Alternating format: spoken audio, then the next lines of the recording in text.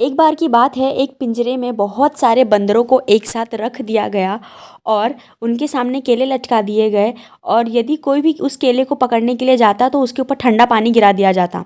और ऐसा करते करते अब सारे बंदर ये जान चुके थे कि अब केले के पास यदि हम जाएंगे और केले को खाने की कोशिश करेंगे तो हमारे ऊपर ठंडा पानी गिरा दिया जाएगा। इसीलिए अब वो करने की कोई कोशिश ही नहीं करता। उसके बाद कुछ दिनों बाद उसमें से एक पुराने बंदर को निकाल के उसमें नए बंदर को डाल दिया गया। अब उस बंदर ने जैसे ही इस केले को देखा वो उसके ऊपर झपटने लगा। तो सबको इस ठंडे पानी की बात मालूम थी कि जैसे ही यदि कोई उस केले के पास जाएगा तो उसके ऊपर ठंडा पानी गिरा दिया जाएगा। तो इसीलिए अब सारे बंदर उस बंदर को पकड़ के उसकी पिटाई करने लगे, उसे रोकने लगे कि वह केले के पास ना जाए। फिर उसके बाद फिर कुछ दिनों बाद पुराने एक और बंदर को निकाल कर एक नए बंदर को डाल दिए। और फिर जैसे ही उसने केले को देखा वो भी केले के पास लपकने लगा। तो फिर बाकी बंदरों ने फिर से पकड़कर उसकी धुलाई की। अब इस धुलाई में एक वो नया बंदर भी शामिल था जिसे ये मालूम ही नहीं था कि धुलाई क्यों कर दी गई है, क्यों की जा रही है, क्योंकि वह भी नया था और उसे मालूम नहीं था ठंडे पानी वाली बात। सिर्फ पुराने जो बंदर थे उन्हीं को इस ठंडे पानी वाली की बात मालूम थी।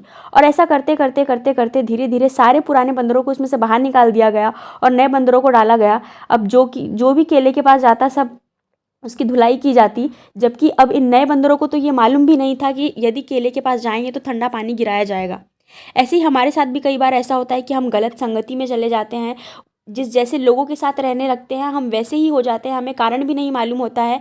हम अपने अंदर की कैपेबिलिटीज़, अपने पोटेंशियल को, केले यानी कि हम अपने जीवन में बढ़ने वाले, आगे आने वाली सफलताएं, सक्सेस, स्ट्रगल, इन सब से दूर भागते हैं। क्योंकि हम ऐसा ही सोचने लगते हैं जैसे लोगों के साथ हम रहने लगते हैं। वो उन चीज़ों के बारे में कैसा सोचते हैं, वो कैसा करते हैं, हम उनकी तरह ही होते जाते हैं।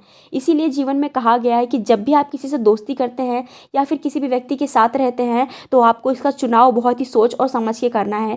कहीं वह दोस्ती या फिर वह संगति आपके लिए हानिकारक सिद्ध ना हो जाए। मुझे ऐसी आशा है और उम्मीद है कि आपको ये कहानी ज़रूर पसंद आई होगी। यदि हाँ तो इस वीडियो को लाइक, शेयर और सब्सक्राइब करना बिल्कुल भी ना भूलें। तब तक के मिलते हैं नेक्स्ट स्टोरीज़ के साथ। तब तक के लिए बहुत बहुत शुक्रिया।